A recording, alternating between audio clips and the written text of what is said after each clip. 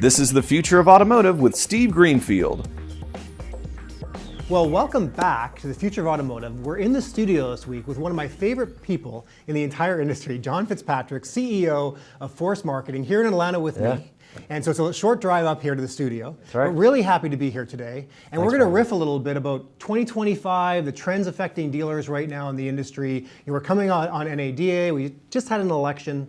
And we see these dynamics playing out over the remainder of 2025 with a lot of questions. So John, welcome to the show. Thank you. Thanks for having me. Yeah, it's great to be back. Great to be back. It's been a little while since we were together. That's right. So from your perspective, what are the big things that are occupying your time right now with Force Marketing? You spend a lot of time with dealers. Yeah. What are you seeing out in the market? Yeah, about 1,400 dealers we work with, across all the states and Canada, and who knows, maybe the UK soon. We were just chatting about that earlier. But the big thing that they're all focused on is obviously the inventory, issue, right? Kind of stacking up, and used car prices have sort of fluctuated quite a bit, and EV sales, that's another topic. But ultimately, it's marketing efficiency. How can we be more efficient with our ad spend? And it's a worthwhile endeavor for them, because there's a lot of ways where you can decrease ad spend, be more effective with the spend that you have. It's all about where you're placing those dollars and how those channels connect on your behalf. How do you create a 1 + 1 = 3 across an omni-channel landscape that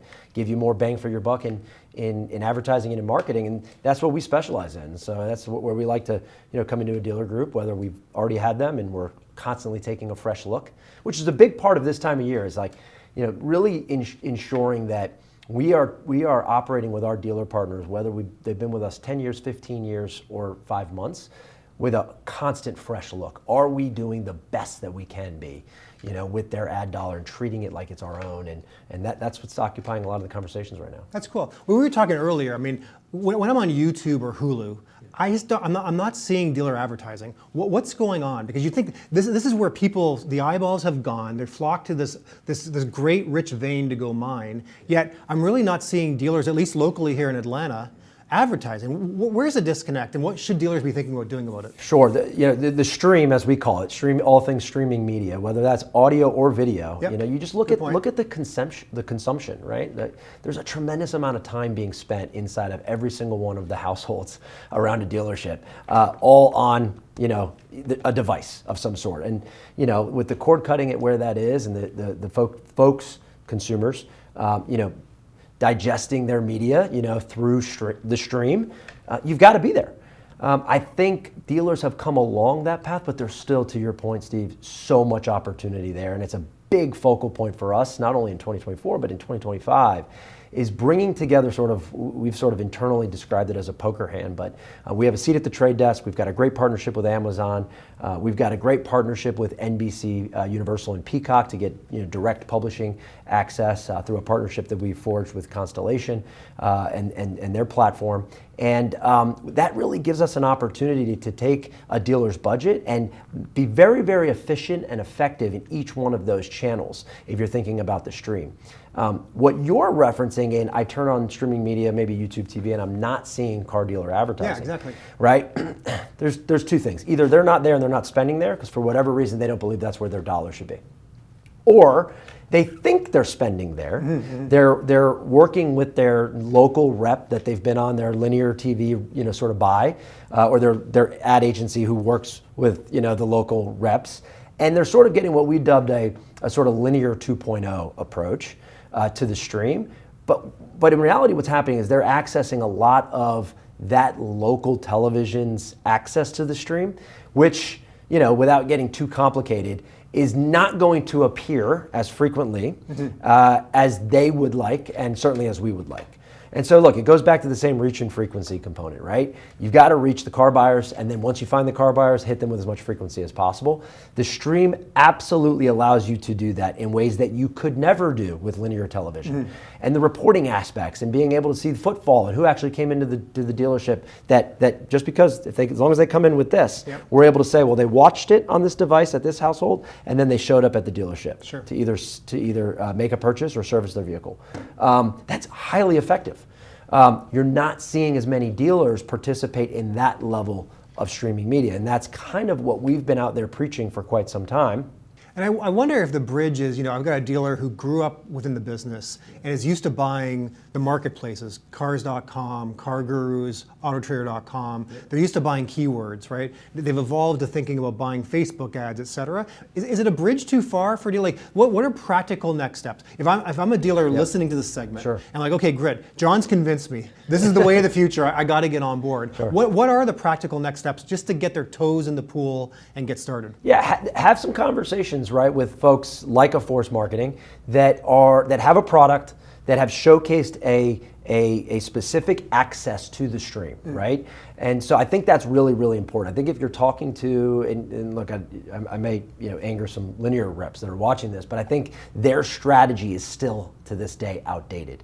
Yes, they can give you access to the stream, but what level of inventory? Where's the ad placement on that, right? We know how effective live sports is, right? Is your ad showcasing on the live sporting event?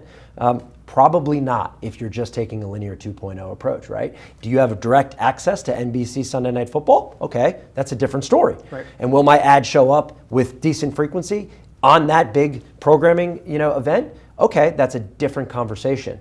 And then their ability to utilize access first for their first party data and utilize their first party data in their strategy on the stream. That is a big, big piece of this pie. Don't just go into the stream and not leverage the data set that you're sitting on, right? And so I think the first step is have a couple conversations, 2 or 3, with the folks that through your research, you've deemed are advancing streaming media access. And then, allocate a budget. And to your point, maybe to your point, I don't think the budget has to be new budget, right? It can be from existing areas that you're not getting the return on ad spend that you had either once seen or hope to see. Yep. So give that streaming media opportunity a chance, and a real chance, right? I think, for most dealers, most hyperlocal marketplaces, sure, you could spend $3,000-$5,000 a month in streaming media. We've found that, it's probably more like $7,000 to $12,000.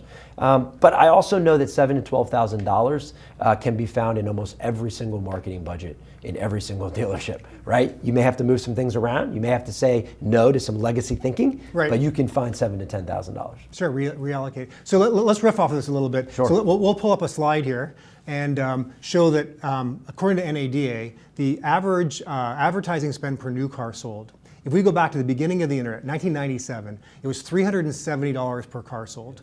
This latest publication, they said it's $720. So despite the fact that we've had the internet, with all these efficient ways of getting in front of consumers, no matter where that audience is, you would think that the cost per car sold in terms of advertising is actually going down, but we're seeing the opposite. It's doubled since the beginning of the internet back in 1997. I guess comment on this slide. What's happened since from 1987 to today to double advertising spend per new car sale, and how should dealers be thinking about solving for this, driving down their cost per car sold? Yeah, sure. Well, it's a great question. And first, are you referencing just NADA's number, or I always thought your reports did a great job of breaking down that number? Just NADA. So they divide Let's just go total with spend NADA. by new cars. By new car, right. But we know that total spend goes after used car. Totally Maybe agree. some of it goes after service. Yeah, great point. And so that number is different. If you look at the Publix and you say, look, what are they spending on new car? That is closer to 300. Right. And in some cases, closer to 200. It just depends on how you're breaking it. So maybe we'll stay there for a minute. Yeah. I want to get back to my original question, but how are the public so much more efficient with spending their ad or deploying their ad spend than the average single rooftop owner? Well, first, there are single rooftop owners that are doing a really, really good job, Okay, right? great. But I understand the general question in that across the averages, you're seeing 720, but then when you look at the Publix, they're in like the 300 to 400 range. Like, how could that be? Right? And I think they have economies of scale that they figured out. By the way, I still think they have economies of scale to be figured out in this particular area, right? And here I am, advertising and marketing person, really suggesting you all can be spending less money in advertising and marketing because there's still so much waste, okay? There is a massive waste factor still to this day inside of every rooftop in the category of advertising and marketing. Now, you also have to be willing to have a true fresh look at that line item. Here's the one thing that I always ask. How come you have your advertising and marketing spreadsheet, right? And it's relatively the same number month after month, regardless of seasonality, regardless of how many units you have on the lot. For the most part, hey, we're going to spend about $80,000 a month in advertising, let's just say, right? Because the average dealer, I think, is spending probably about $1 million bucks. Why is that the case? How is that not fluctuated based on how many cars they have on the lot, based on the consumer demand, right? We know demand. Google will tell you, Meta will tell you. You can do some research to tell you what the current demand level is so that you can allocate more or less dollars per hood, right? And so they just, in my opinion, this conversation needs to be a moving target and where you are always looking for the return on investment. First question we ask a dealer is your marketing and advertising expense, is it an expense or is it an investment? Right? Because if it's an investment, that's a mindset that's much different than if it's an expense. An expense, I always look to cut it. An investment, okay, what's my ROI on every single channel? Every single channel. Right. Why is Google still 10,000? Of that 80 grand, I'm spending 10 to 15,000 in Google. Why? Because that's just been the line item. How come that doesn't fluctuate from 6 to 26? Based on demand, based on units that you have? Why would that not be a fluctuating number? Right? So we really urge our dealers that every line item is up for grabs, up for consideration if we're measuring it on ROI. Yep. I don't know if I fully answered your question or if I gave you too much answer, but the 720 should absolutely be lower. The 300 should absolutely be lower. Why do the big publics, just seemingly have a lower dollar number? I think that's because they have teams of people, right, that are focused on driving that number, as efficiently as possible. The corporate stores that do the best job when you got a really good GM operator, right, with dialed in service director that really understands the retention and life cycle and how that whole thing, works, and they have a really good relationship with their VP of marketing or their marketing team at corporate. And when those two are dialed in, you're seeing efficiencies galore. Cool. Well, we don't have a lot of time left, but I do want to talk about the impact report you mentioned. Yeah. So thanks for having me. I guess Thank you a for section participating. of it. But great publication. Talk a little bit about the vision for that publication and how folks can download a version. Yeah, so go to our website and you can download it. We may even have a link on CBT or somewhere out there, certainly on all of our social. But we gather a lot of information throughout all of our conversations with all of our dealer partners and our OEM partners, right? We're on 12 of the certified program lists. And in all of that, we've found that, wow, there's a lot of different data points that we're collecting in an ongoing basis. And then we've got great partners like yourself and Frank Eckert, who specializes in fixed ops. And if you have any fixed ops, opportunities, let's just say, or you feel that, hey, we could be doing a lot better in fixed ops, let Frank come in and analyze. The guy is unbelievable. He spent a lot of time at Gulf States Toyota and understands TLE and TLEE like the back of his hand, but really just understands how to make the service consumer move into the dealership. And so if you think you're losing at a higher rate, you got to give Frank an opportunity to come in from a consultant standpoint and say, here's some quick things that you can do. And I'm talking quick, not you have to overhaul. I mean, maybe you have to overhaul, but he can come in and make a difference in month one. And so that's been a great resource for us. We want to always be resourceful, right? Because oftentimes when you're crushing it for a client in marketing and advertising, they look for other ways that you can help them. So Frank's been a great resource for that. And then Todd Caputo is another one. It's been a great resource. He looks at the business a little bit more holistically. He's got great understanding of the used car and how to buy effectively, and but also understands new car, understands fix, understands the whole thing. So if you have maybe you have a dealer group, you got 10 stores, and there's 2 stores that just for whatever reason, GM after GM, we can't figure that out. Bring Todd in; he really understands it.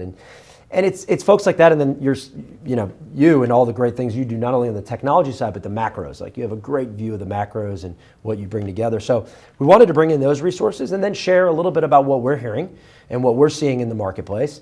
And then give us an opportunity to share, for example, the drive and the updates that we've had to drive and the results that we're giving our clients, and then some of the good work that we're doing, giving back to things that are important to our business. One of our core values is leave better than found. Right. And we spend a lot of time in the organization giving our time, talents, and treasures, quite honestly, to the National Pediatric Cancer Foundation and the great work they're doing down in Tampa, who came to us by way of a dealer partner, by the way, who said, hey, we need some help in marketing. You're helping us with our stores. Would you come in and help this foundation? And 8 years running, we've been doing a great job helping that organization. And so, whether it's raising awareness for pediatric cancer or how to help improve their dealership, we felt like this was a great report that could be ongoing, and the response has been fantastic. So you will see a Q1 and you will see a Q2 of 2025.